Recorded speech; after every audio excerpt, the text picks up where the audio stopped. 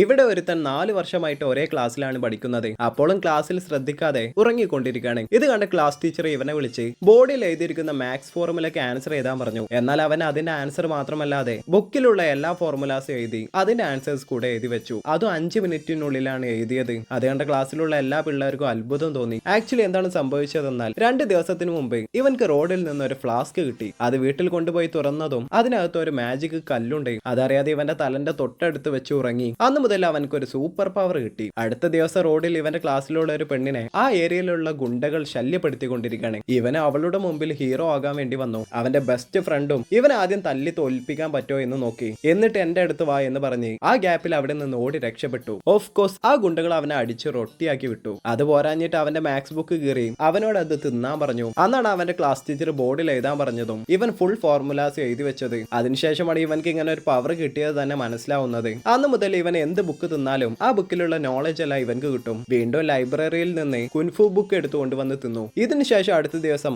ആദ്യത്തെ ആ ഗുണ്ടകളുടെ ഏരിയയിൽ തന്നെ പോയി അവരെ ഫൈറ്റിന് വിളിച്ചു. അവര് കൂട്ടം കൂടി ഇവനെ ഇടിക്കാൻ വന്നതും അവൻ തിന്ന ആ ബുക്കിന്റെ പവർ വെച്ച് അവരെല്ലാവരെയും അടിച്ചു ഓടിച്ചു വിട്ടു.